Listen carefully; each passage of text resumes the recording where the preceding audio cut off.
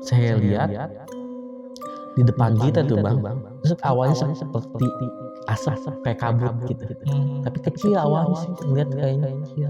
Tapi makin lama itu kayak asap, kumpulan asap gede ngedeket ke arah kita. Sebelum kita memasuki tanjakan setan, kita dihadang sama sosok harimau. Si nenek itu bilang gini sama si kakek, jangan ikut campur urusan saya. Kata si kakek itu bilang, nggak bisa, anak ini cucu saya harus pulang.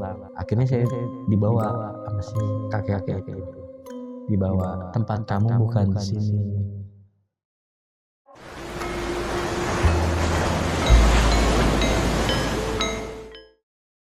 Assalamualaikum warahmatullahi wabarakatuh. Kembali lagi di channel Lautan Mistis seperti biasa bersama gue Rizko. Nah, kali ini kita kedatangan narasumber dari Bogor nih. Udah jauh-jauh dari Bogor ke Priok. Jadi narasumber kita kali ini mau cerita tentang pengalamannya ketika beliau naik gunung dan mati suri di sana selama 7 hari. Jadi kita sapa dulu, samping gua udah ada Bang Fuji. Halo Bang Fuji. Halo Bang Rizko. Gimana kabarnya Bang? Alhamdulillah baik Bang. Dari Bogor ke sini nih Bang. Lumayan. Pagi-pagi lumayan. Nah, jadi di sini Bang Fuji mau cerita tentang pengalaman ketika perdana saya naik ke Gunung Salak di tahun 2018, tapi gagal, nggak sampai puncak. Nah, nggak sampai puncak, akhirnya kita balik lagi ke Simpang Bajuri, kita bikin tenda di situ, ngecamp di situ. Nah, ketika di situ kepala saya tiba-tiba pusing, saya tidur, tahu-tahu pas saya bangun saya ada di suatu perkampungan yang dimana perkampungan itu saya nggak tahu. Bangun-bangun udah beda lokasi. Udah lokasi, dan teman-teman saya yang 4 orang teman saya itu nggak ada. Oh, pokoknya teman-teman nggak ada. Nggak ada, posisi saya sendiri. Oke. Nah, siap ditandu ceritanya. Oke. Nah, sebelum masuk ke cerita, gue mau ngingetin ke kalian, bagi kalian yang belum subscribe channel Lautan Mistis, bantu kita dengan cara subscribe, like, komen, dan share video ini. Bagi kalian yang mau jadi narasumber di Lautan Mistis, cara gampang banget. Mampir aja langsung di Instagram kita di lautan.mistis. Nanti kirim aja voice note kalian, terus nanti ada tim kita yang hubungin kalian. Oke, gak usah lama-lama lagi, langsung kita simak cerita dari Bang Fuji.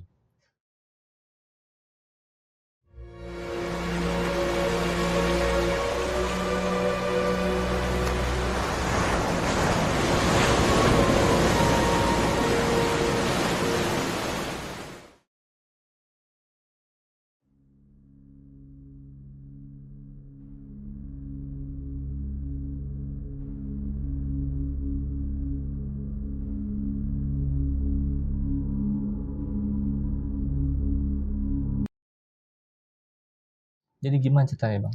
Oke, jadi gini ceritanya Bang.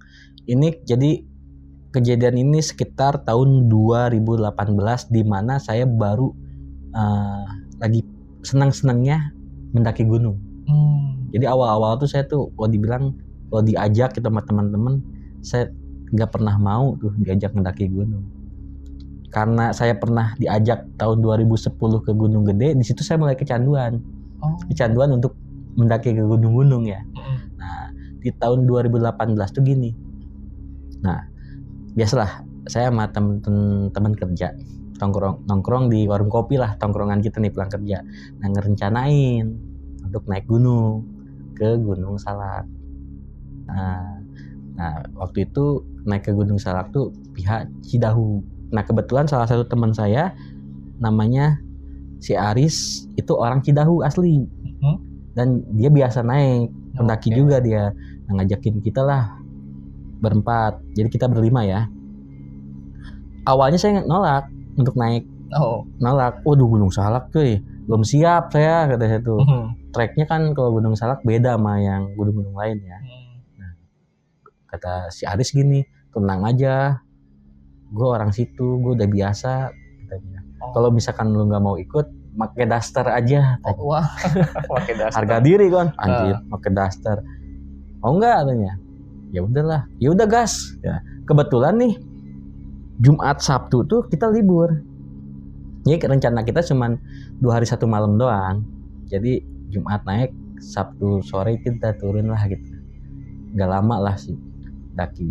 Nah kita berangkat tuh Jumat tuh ke rumah Aris dulu, rumah Aris, prepare di sana lah semua, prepare di sana di rumah Aris di daerah Cidahu. Nah orang tuanya Aris kan nanya tuh bapaknya, ini mau pada naik bukan? Ya pak, nanti udah Jumat kita mau naik gitu. Nah kata bapaknya, jangan hari ini, besok aja, besok pagi lah, jangan Jumat. Nah Aris bilang gini, atuh pak, hari ini sama besok sama aja katanya, gak lama ini kok, besok juga udah turun, kata Aris gitu. Ya udah deh, tapi hati-hati, kata bapaknya Aris. Nah kita pokoknya prepare rumahnya Aris di daerah Cidahu ya, segala keperluan kita daki kita urusin di rumahnya Aris. Nah setelah sholat Jumat kita langsung ke pos Cidahu. Kebetulan jaraknya juga nggak terlalu jauh sama rumahnya Aris kan. Nah, perizinan lah di situ. Aris yang ngurus perizinannya semuanya. Perizinan. Oke, kita langsung di situ udah perizinan semua. Kita berdoa bareng, langsung kita jalan. Nah, kita jalan kaki. Nah pas kita mau masuki pintu rimba, sorry nih bang. Oh iya. Gue lupa. Nah sebelum kita jalan, kita udah diingetin sama petugas base camp. Nah jadi gini, ini kan kita kan mau naik tuh sekitar jam 2 sore, jam 2 siang. Nah jam 2 siang. Nah si petugas base camp itu ngasih tahu sama kita nih, nanti kalau kalian kemalaman jalan, kalau misalkan gini nih, kita sampai Simpang Bajuri kondisi udah maghrib atau udah malam, itu jangan diterusin. Kalian harus cuman cukup sampai Simpang Bajuri, nggak boleh lebih dari ngelewatin Simpang Bajuri. Udah pokoknya kalian ngecamp aja di Simpang Bajuri. Kalau kita nyampe Simpang Bajuri atau sebelum sampai Simpang Bajuri kondisi itu udah malam. Kalau udah malam itu, nah jangan diterusin. Oh iya pak, nah di situ kita kan ikuti aturan aja ya pak. Ya udah kita jalan. Nah, singkat cerita, saya tadi bilang ya, pas sampai pintu gerbang, pintu rimba, kita masuk tuh. Trek Gunung Salak itu berbeda dengan trek gunung-gunung lain. Jadi suasananya tuh gelap, lembab juga. Mungkin yang biasa naik ke Gunung Salak tahulah medannya seperti apa. Nah, pada saat jalan posisi saya waktu itu sweeper paling belakang. Nah, oh ya, saya sempat nanya ya sama petugas, Pak, di atas ada yang daki lagi nggak selain kita? Nggak ada, cuman kalian. Oke, kata Aris gini, udah santai aja, gak usah takut, gue udah biasa ada dia. Pada saat kita di perjalanan nih ngelewatin pintu rimba, posisi saya kan paling belakang. Nah, itu saya ngedengar di belakang saya ada suara yang jalan kaki seperti rombongan pendaki. Banyak jadi bukan langkah manusia tapi banyak. Nah, tapi saya di situ nggak berani nengok ya, nggak berani untuk ngelihat ke belakang. Saya iseng manggil teman saya yang di depan supaya nengok tadinya. Mungkin kalau dia nengok ke saya, mungkin dia lihat sesuatu yang di belakang saya ya. Betul. Saya panggil tuh, kebetulan yang di depan saya namanya si Dani. Dan kata saya tuh gitu. Nengoklah si Dani ke saya. Kenapa? Tapi responnya biasa aja gitu ya. Nggak kayak ngelihat apa gitu. Kenapa Ji? Ah enggak gitu. Udah jalan aja terus, saya jalan. Nah di situ saya hanya ngedengar suara langkah-langkah kaki di belakang saya, seperti pendaki lah banyak gitu. Nah udah gitu, singkat cerita, itu sampai Simpang Bajuri itu kita udah mau, kok dibilang udah mau maghrib, langit tuh udah mulai gelap. Istirahat lah di Simpang Bajuri. Kebetulan di Simpang Bajuri kan ada mata air ya di bawah. Kita ngambil air dulu ke bawah, istirahat di situ. Nah saya bilang, ya udah kita bikin tenda di sini. Kata Aris, ngapain bikin tenda? Kita lanjut aja Ji. Lah kan kita udah diizinin, udah dikasih tahu Riz sama petugas di bawah bahwa kita nggak boleh melanjutin perjalanan. Udah kemalaman, kita harus ngecamp di Simpang Bajuri. Udah tenang aja, gue udah biasa. kata si Aris gitu, gue tanggung jawab, gue udah biasa Ji katanya, nggak usah takut gitu. Nah teman-teman daripada kita besok pagi kita lanjut, wah lama teuing, udah kita langsung aja ntar kita bikin tenda di atas katanya, di puncak Manik. Saya tadinya agak bertolak belakang ya dengan pemikiran si Aris, cuman karena yang teman-teman lain bilang udah Ji gas aja, nggak usah takut, lanjut aja udah. Ya udahlah, akhirnya saya ngalah kan, ya udah akhirnya istirahat dulu. Itu kalau nggak, saya istirahat di Simpang Bajuri itu 30 menitan, bikin kopi, bikin makan dulu lah, bikin mie, saya istirahat 30 menitan, terus kita beres-beres lanjut. Sebenarnya itu kan udah dikasih tahu kan ya, itu nggak boleh nggak boleh lanjut, cuman saya disuruh lanjut, cuman anak-anak pengen lanjut, akhirnya lanjut saya perjalanan Bang. Nah saya lupa ya HM berapa, karena kalau Gunung Salak tuh nggak ada pos.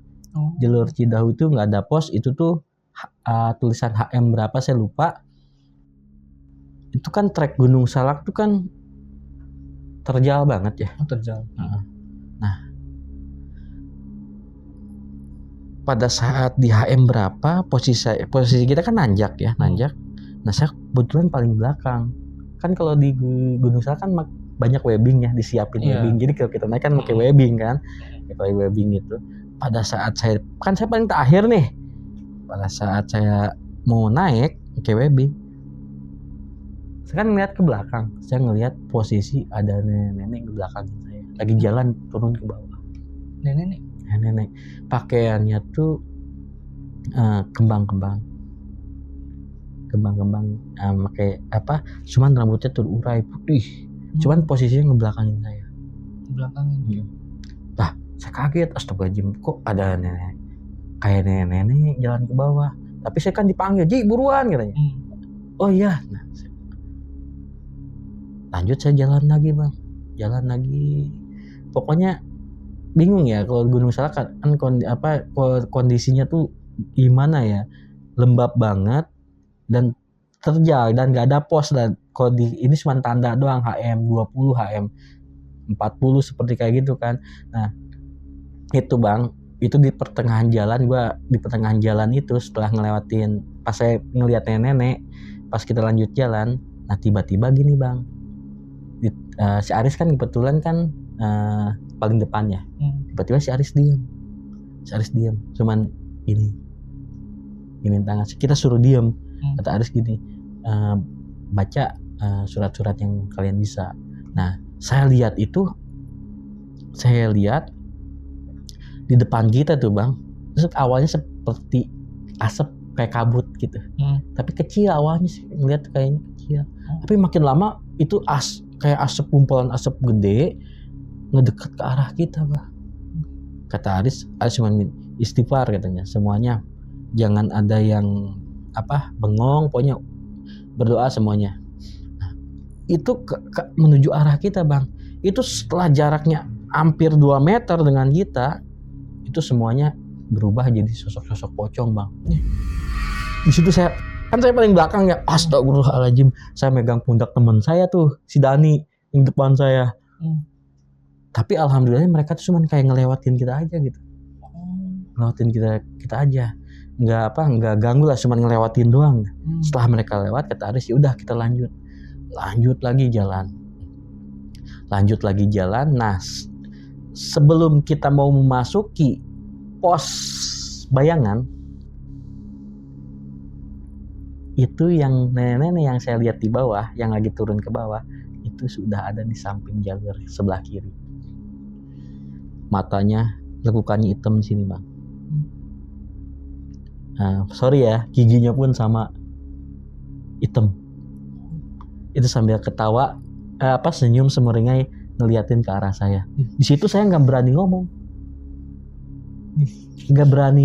ngomong sama teman-teman yang lain. Saya diam aja pokoknya, saya doa aja, udahlah, saya berdoa. Jalan, nah sampai pos Bayangan, kita kan istirahat. Kata Aris, bentar lagi kita sampai puncak Manik, udah kita istirahat aja di sini. Oke, akhirnya kita istirahat di pos bayangan itu sekitar nggak lama sih, 15 menitan. Kita istirahat dulu di pos bayangan. Setelah di pos bayangan kita siap-siap prepare lagi, kita lanjut. Nah, jadi kan sebelum ke Puncak Manik, dari pos bayangan itu kita jalan kan turun dulu, baru kita melewati Tanjakan Setan yang sangat, dan gua ketemu itu kan pakai webbing ya. Nah, jadi kita harus, kata Haris gini, kita trek yang akan kita lewatin ini berat nih katanya, cukup berat, namanya Tanjakan Setan gitu ya. Oke, kata anak-anak, udah ayo kita jalan lagi. Cuman di tengah-tengah nih, sebelum kita memasuki Tanjakan Setan, kita dihadang sama sosok harimau putih yang gedenya mungkin segede kerbau, cuman posisinya bukan lagi diri, kayak ngalangin jalan tuh gak Bang. Jadi gimana sih, kayak tiduran gitu kan. Di situ saya skot jantung ya, apalagi awal saya naik ke Gunung Salak, astagfirullahaladzim, macan kan. Apa ibaratnya respect bilang gitu ya. Haris bilang udah diam, karena apa, kalau kita lari juga kita pasti mati Bang. Trek Gunung Salak nggak ada yang lurus, nggak ada, apalagi di gunung gitu ya. Jangan lari, itu cuman gini aja, cuman diem. Itu gedenya, kalau saya masih ingat itu segede kerbau Bang. Gede banget itu, di luar nggak lazimnya harimau biasa gitu, gede banget. Itu dia cuma ngeliatin ke arah kita. Ngeliatin doang. Nah, Aris cuma bilang gini, kayaknya kita nggak diizinin naik ke Puncak Manik. Ya udah kita balik lagi. Serius Dis, itu ngejar gak? Enggak akan ngejar. Ayo kita turun lagi. Nah, kita pelan-pelan. Saya di situ kan ngelihat ke belakang lagi. Saya berapa kali ngelihat ke belakang, itu harimau itu masih ada. Tapi nggak bergerak sama sekali. Cuma ngeliatin doang. Akhirnya kita turun lagi, singkat cerita itu kita jam 9 sampai Simpang Bajuri lagi. Akhirnya karena tenaga udah habis, kita ngecamp di Simpang Bajuri. Dan rencana besoknya tuh pagi kita turun ke bawah, nggak jadi daki ya. Nah, pada saat udah beres tenda, anak-anak lagi nyiapin masak, itu saya ngelihat sosok nenek-nenek ada di pos.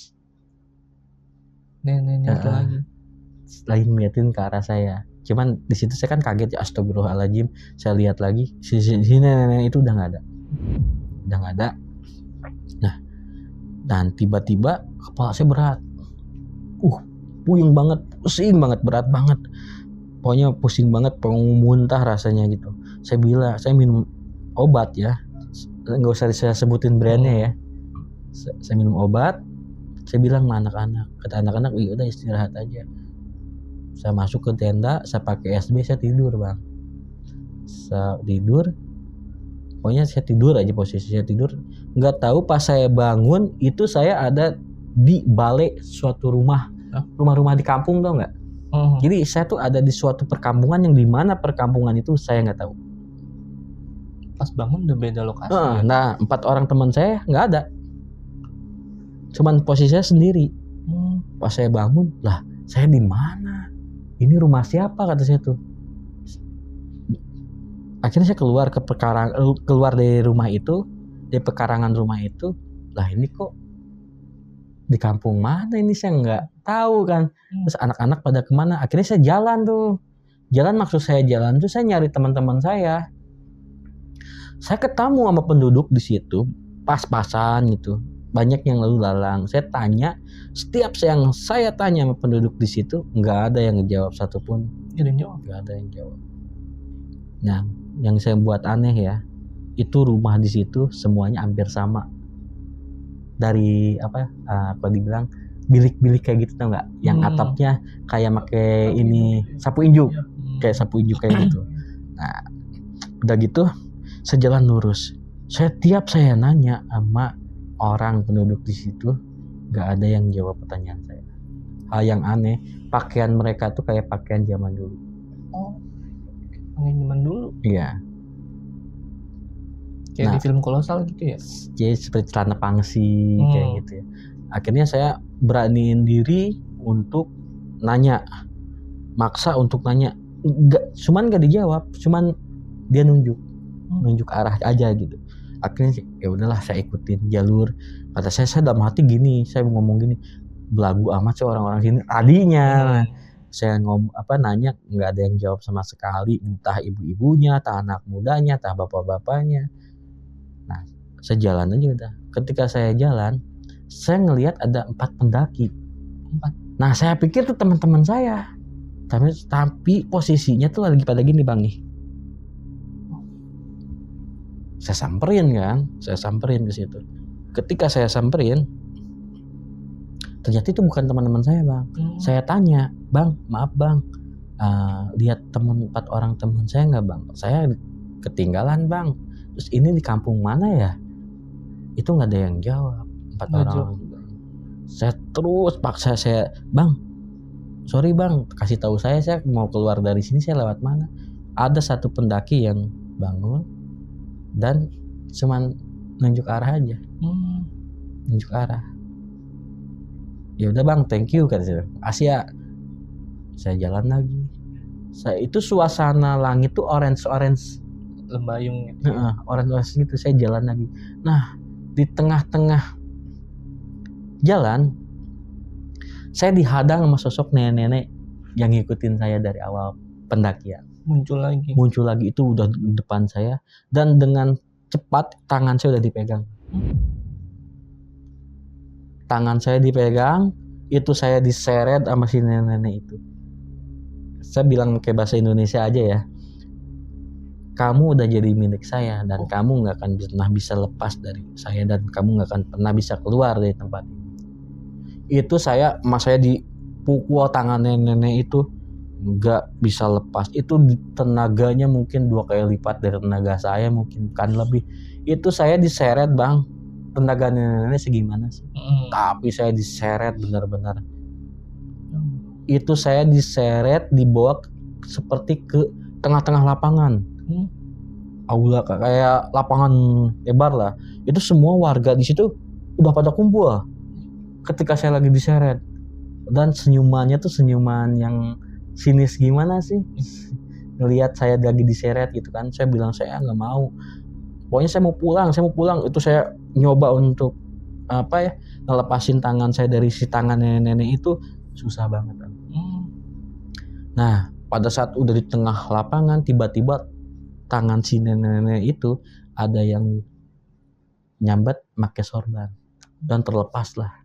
Nah, pas saya lihat itu sosok kakek-kakek janggutnya putih, di udeng ya, berjubah putih. Jadi kayak disabet pakai sorbannya. Nah, si nenek itu bilang gini, ini sebenarnya ucapannya pakai bahasa Sunda, cuman Sundanya yang Sunda kalau dibilang susah juga saya ngejabarinnya, cuman saya ngerti artinya gitu, saya artiin pakai bahasa Indonesia aja ya. Si nenek itu bilang gini sama si kakek-kakek itu, jangan ikut campur urusan saya. Kata si kakek-kakek itu bilang, nggak bisa, anak ini cucu saya, harus pulang. Kalau kamu mau macem-macem dengan cucu saya, kamu berurusan dengan saya. Di situ semua orang penduduk yang berkerumun itu satu persatu langsung kayak ngejauh gitu. Yang membuat si nenek itu mundur. Akhirnya saya dibawa sama si kakek-kakek itu. Dibawa, tempat kamu bukan di sini, kamu harus pulang. Iya, Bah, saya manggilnya Abah ya. Bah, saya tuh nyari teman-teman saya nggak ketemu, saya tuh nyari jalan pulang. Yaudah, dianterin sama Abah. Saya jalan kaki. Nanti sekarang kamu belum bisa ke atas. Nanti kamu bakalan nyampe kok ke Puncak Manik. Cuman bukan sekarang, belum waktunya. Ya Bah. Nah, saya tuh dibawa jalan. Nah, saya tuh ketemu pintu gerbang. Nah, saya dianterin sampai situ Bang. Dianterin sampai situ. Nah, kata kakek-kakek itu, udah sekarang kamu jalan aja, lurus aja. Abah gak ngeliatin kamu dari sini. Kamu hati-hati di jalan. Iya Bah. Saya ucapin pamit, saya cium tangan dia ngelus ini saya masih ingat, saya dilus, dia saya jalan. Nah, pada saat saya keluar dari gerbang, itu trek yang saya laluin tuh lurus Bang. Jalan datar. Lah enak amat di jalan. Nggak ada batuan, nggak apa. Terus pemandangan tuh kayaknya tuh wah enak gitu ya. Nah saya tuh kayak nikmatin perjalanan kayak nikmatin perjalanan. Nah tiba-tiba saya seperti kesandung akar. Nah saya jatuh Bang. Jatuh terus posisinya gelap ya. Mata saya gelap pas saya ini kayak ada cahaya. Di situ saya bangun Bang. Oh tiba-tiba saya tuh udah ada di tengah rumahnya si Aris, lagi diajiin. Kondisi saya tuh lagi di tengah-tengah. Udah pada saat saya bangun itu si Aris, pokoknya 4 orang teman saya pada meluk saya semua. Pada nangis, pada meluk. Kata saya ini loh kok saya di rumahnya si Aris, kata saya tuh. Saya jadi kayak yang bingung di situ. Yang saya rasain cuma apa? Satu Bang, lapar. Selapar-laparnya saya lapar. Kayaknya tenggorokan kering. Saya cuma Riz lapar. Saya ingat waktu saya pada saat itu saya ingat cuma ucapan pertama saya, Riz lapar sama aus. Itu saya dibikinin ya teh manis tuh sama ibunya Aris, saya masih ingat tuh. Nah kata Kiai di situ, udah jangan dulu tanya-tanya, udah biar ini dulu. Nah saya tuh lapar posisi, saya makan kan di situ. Saya makan kayak orang nggak pernah ketemu makanan tuh, bener kayak rakus banget saya makan, dilihatin aja sama teman-teman. Nah akhirnya setelah saya beres makan, ini saya dikasih minum tuh di air gelas sama Pak Kiai di sana. Saya minum, mandi ya udah ini nih. Iya, Ji mandi ya nih. Ya udah akhirnya saya mandi tuh, nggak tahu pokoknya disiapin air apa, saya nggak tahu, pokoknya saya mandi aja. Udah beres mandi semuanya, akhirnya diajak ngobrol bareng. Jadi gini ceritanya, pada saat di Simpang Bajuri itu ketika pagi anak-anak tuh mau ngebangunin saya, ayo kita siap-siap prepare turun.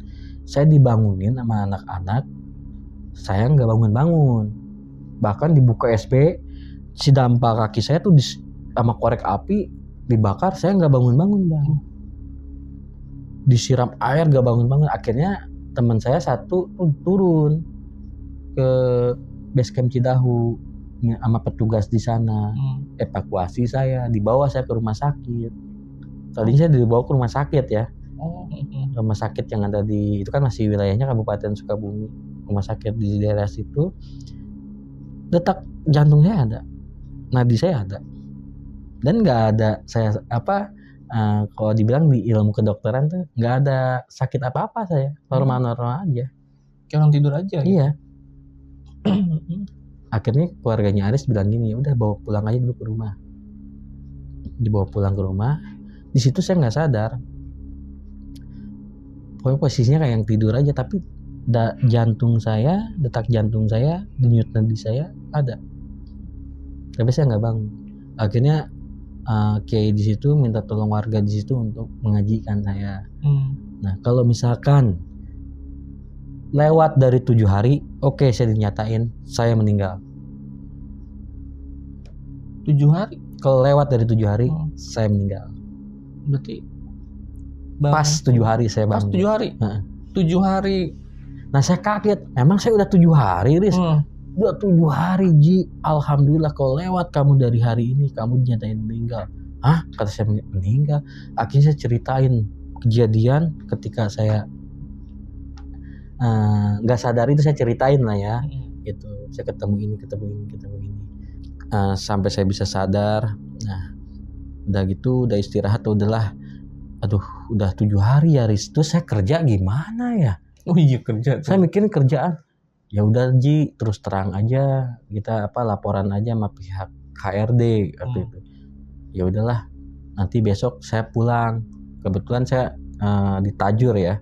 Tajur itu kan kalau dibilang, saya kerja di salah satu rumah sakit yang ada di Bogor, tepatnya di Tajur, itu rumah sakit baru lah. Nah akhirnya saya dari Cicurug itu naik angkot turun di Tajur. Saya berhenti tepat di depan pekerjaan saya. Akhirnya saya nyebrang tuh dengan setelan bawa carrier. Pas saya bawa carrier, bilang gini, anak teman saya, lu ngapain sih? Abis dinas malam tuh harusnya istirahat. Bukan lu jalan-jalan bawa tas seperti mau camping. Dinas malam. Kata saya dinas malam gimana? Saya ini baru pulang dari Cicurug, kata saya. Baru turun dari Gunung Salak. Apaan tadi pagi kan lu aplusan lu tuh 1 malam lagi udah pulang lu ngantuk mungkin, kata teman saya gitu.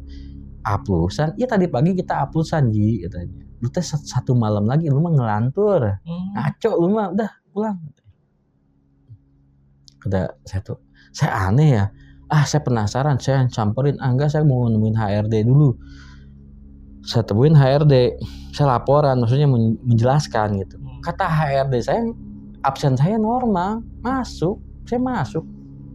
Ada fingerprint, nggak bisa ngebohongin kan. Sistem kan. Sistem, nggak bisa dibohongin, ada. Ketika itu saya masih penasaran, katanya fingerprint saya aman. Saya ke ruangan IT, si Angga tuh anak IT, gak, sorry deh, tolong putar CCTV seminggu ke belakang. Oh ya, pada saat diputar CCTV seminggu ke belakang itu saya ada. Saya ngelihat diri saya lagi aktivitas di tempat kerja dan biasa lagi tegur sapa ya, dengan teman-teman gitu, dengan customer di rumah sakit, pelayanan gitu. Di situ saya kaget di situ. Puji ngimpi kali abis naik gunung, kata anak IT bilang gitu. Beneran enggak, demi Allah, kata saya. Udah Puji pulang istirahat katanya. Nanti malam kan harus dinas malam ya. Saya sambil garuk-garuk nih. Pulang ke rumah paman, jalan kaki. Ini tuh bener apa enggak sih? Apa saya masih mimpi nih? Nah, pas saya nyampe ke rumah paman, saya ketemu nih sama paman saya di tengah-tengah nih. Paman saya mau ke warung ceritanya. Kaget paman saya bilang gini, lah Ji, bukannya kamu lagi tidur di kamar? Waduh. Kata saya, Mang, boro-boro lagi tidur. Saya tuh baru pulang dari Gunung Salak. Dari Gunung Salak mana kamu lagi tidur di kamar? Tadi kan paman saya jadi gini, di rumah itu mau ke warung. Maksudnya saya mau nitip apa enggak, pas lihat di kamar saya lagi tidur pules. Kan paman saya juga ketemu pas saya pulang dinas malam. Pagi itu ngopi bareng sama paman saya tuh. Pagi itu sekitar jam 7 tuh ngopi bareng. Kata saya, Mang, saya demi Allah, saya ini baru turun dari Gunung Salak. Nanti saya ceritain kejadiannya. Coba ayo kita lihat, cek ke kamar. Pas kita balik lagi ke rumah paman saya, ngecek di kamar, yang dilihat sama paman saya lagi tidur, nggak ada. Bisa gitu ya? Nah, akhirnya saya ceritain semuanya kejadian dari yang saya alamin ketika saya di Gunung Salak itu. Kata paman saya gini, kalau kamu benar 7 hari nggak sadarkan diri, selama 7 malam yang ada di sini siapa yang di rumah? Di situ sampai sekarang masalah itu ya masih menjadi misteri bagi saya. Misteri. Ya, yang ibaratnya ya udahlah, mungkin menjadi pelajaran juga untuk saya ke depannya kalau mendaki ke gunung harus lebih adab, saya harus lebih dipakai lagi. Mungkin itulah cerita yang saya bisa bagiin nih Bang nih. Sebelumnya terima kasih banyak udah diundang. Kita yang terima kasih udah mampir ke Lautan Mistis. Jadi selama 7 hari yang dimana Bang Fuji di rumah temen ya berarti ya. Ternyata di rumah ada ketemu paman kayak biasa, terus juga kerja normal di rumah sakit kayak biasa gitu. Nah, jadi siapa sosok itu ya? Nah, tadi kan itu kan kata teman-teman 7 hari nih Bang, Bang Fuji tidur. Itu yang Bang Fuji rasain ketika di desa yang Bang Fuji Tungatu itu berapa lama Bang? Nggak lama sih Bang, yang saya rasa sih mungkin sekitar 1 jaman. 1 jam? Nggak ada seharian, nggak ada, cuma 1 jam. 7 hari tapi nggak 1 jam. Ini menarik nih. Jadi 7 hari tapi rasa 1 jam. Udah gitu kerjanya tetap ada Bang Fuji, terus di rumah pamannya ketemu Bang Fuji. Ya pada nyatanya kan Bang Fuji sampai di ngajiin ya pas bangun ya. Diajiin. Nah, ini gimana kalau kita ajak Om Fuji buat ngobrol nih tentang pengalaman Bang Fuji yang alami gitu ya. Siap. Kita panggil dulu Om Fuji.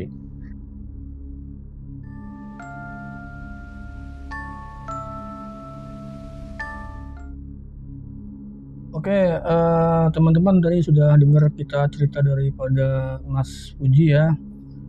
Kira-kira apa nih yang membuat Mas Puji ingin tanyakan pada saya? Silakan. Yang pertama ini saya panggilnya Om aja ya. Boleh. Om Puji ya, sama-sama juga nih. Sama-sama.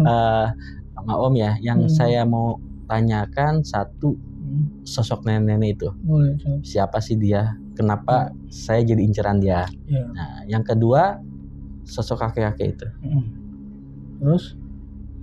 Terus juga harimau yang menghadang kami saat perjalanan. Yang terakhir, kenapa kondisi saya pada saat saya tidak sadarkan diri, tapi kok di tempat kerja saya ada aktivitas seperti biasa, dan di rumah pun ada seperti biasa. Nah itu aja Om. Udah ya? Udah, itu aja. Siap. Bismillahirrahmanirrahim.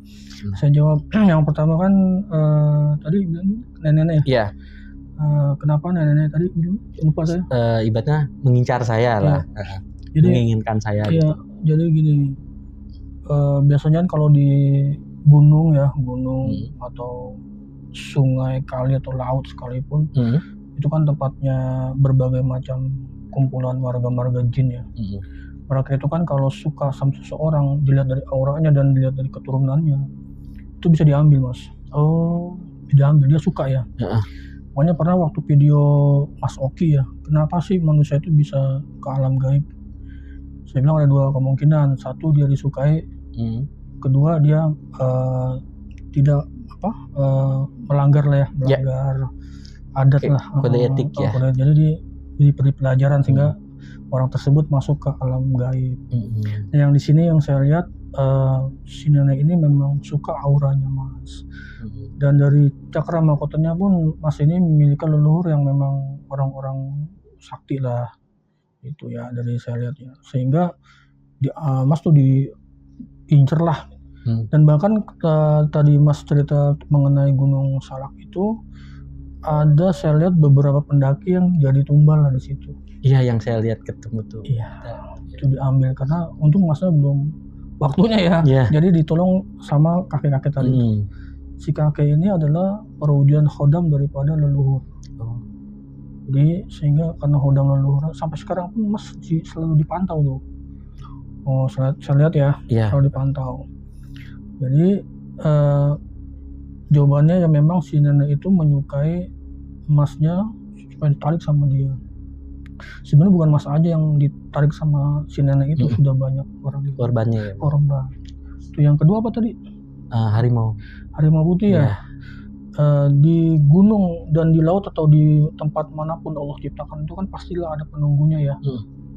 Entah itu dari golongan jin muslim atau jin fasik ya, non muslim. Harimau putih ini saya lihat itu dia sejenis jin muslim penguasa lembah tersebut. Sehingga dia mengasih kode alam supaya jangan terusin lo ke sono. Paham ya? Kalau sampai maksa terusin, fatal akibatnya. Entah itu ke jurang atau hujan, macam-macam. Kepleset kok bencana dah. Sebenarnya si khodam sama harimau putih ini dia memberitahu secara seperti itu ya, dengan caranya sendiri. Sehingga kita harus tahu, oh berarti ini nggak boleh ke sana nih. Jadi kita jangan jadi ke sana gitu. Itu dua. Terus yang ketiga apa? Ini yang paling penting ya, mungkin yang paling sampai sekarang jadi misteri bagi saya. Kan ketika itu kan saya 7 hari nggak sadarkan diri. Tapi kenapa di tempat kerja, di rumah itu saya ada, layaknya saya beraktivitas seperti hari-hari gitu. Itu yang jadi pertanyaan sebenarnya sampai sekarang. Dalam hati itu siapa? Udah nih, sejawab ya. Boleh. Itu gini, pada dasarnya manusia itu kalau menurut ilmu Jawa ya, manusia itu kan punya sedulur papat 5 pancer. Paham ya? Paham. Sedulur papat 5 pancer itu kakang kawah hari-hari itu. Jadi mereka itu 4 wajahnya sama seperti kita. Tapi mereka tuh warna kulitnya berbeda ya. Ada yang merah, ada yang hitam, ada yang kuning, ada yang putih. Sehingga mereka itu kita ngaji, dia ngaji. Kita sekolah, dia sekolah. Apa yang kita lakukan, dia lakukan sama. Bicaranya sama, sidik jarinya pun sama. Makanya kadang orang kok lu lagi tidur nih gini nih gitu. Itu bisa jadi itu khodam daripada saudara papat 5 pancer begitu. Itu jawabannya begitu mas. Biasanya sampai 4 lokasi biasanya ya. Iya. Bahkan kalau ada orang yang, saya punya guru itu dia kan seorang kiai ya. Dia diundang di pesantren sama Ano di bulan Maulud ya. Tapi dia bingung nih menghadiri yang mana. Akhirnya dia menghadiri yang mana deh. Akhirnya bisa jadi 4 itu. Semua tempat ada. Iya, dia semua ada. Itu bersama nyata. Almarhum guru saya itu. Nah, ada lagi nggak mas? Apakah mereka itu kalau dalam keadaan terdesak aja seperti itu atau gimana itu? Iya, biasanya seperti itu. Dalam keadaan nggak setiap ini ada ya. Ini hanya dalam keadaan darurat kalau dibilang aja gitu. Jadi nggak gue ada nih, gue tidur aja nggak kerja, nggak gitu. Iya. Itu karena dia kasihan sama masnya, jadi dia kerja ya kerja gitu loh, ngebantu. Kalau bisa sih enak ya. Enak. Lu kerja deh. Gak tidur di rumah. Iya, tidur aja. Itu jawaban saya mas. Oh iya. Udah. Oke, jadi saya ngerti lah dari situ, paham. Ya mungkin itu aja sih mas ya. Sebelumnya makasih juga ya. Sama-sama. Om Puji. Ya Om Puji. Sama-sama Puji nih. Sama-sama Puji. Puji kuadrat. Udah. Thank you, makasih. Demikianlah sesi tanya jawab ngobrol bareng sama saya Om Puji. Mudah-mudahan dari cerita mistis Bang Puji ini ada hikmah pembelajaran buat kita semua. Patah mengatakan, di mana bumi kita pijak, di situ langit kita junjung. Tetap semangat dan sukses selalu. Jangan lupa berzikir pada Allah Subhanahu wa Ta'ala dimanapun kita berada. Semoga kita dan orang yang kita cintai dijauhkan dari segala hal yang tidak kita inginkan. Amin. Acara ini saya kembalikan kepada Bang Rizko. Oke, itu dia tadi sesi ngobrol dengan Om Puji. Tadi Om Puji dan Bang Fuji gitu, sama-sama. Oke deh, tadi ceritanya benar-benar menarik banget dari Bang Fuji. Terima kasih sekali Bang Fuji udah mampir ke Lautan Mistis. Saya juga makasih banyak sudah diundang di Lautan Mistis ya. Sama-sama Bang Fuji. Nanti kalau memang ada waktu di lain hari, nanti Bang Fuji boleh cerita lagi ya Bang. Siap. Tadi kalau kan diundang saya datang lagi. Pasti kita undang. Tadi kan sempat Bang Fuji cerita tentang rumah sakit ya. Ya.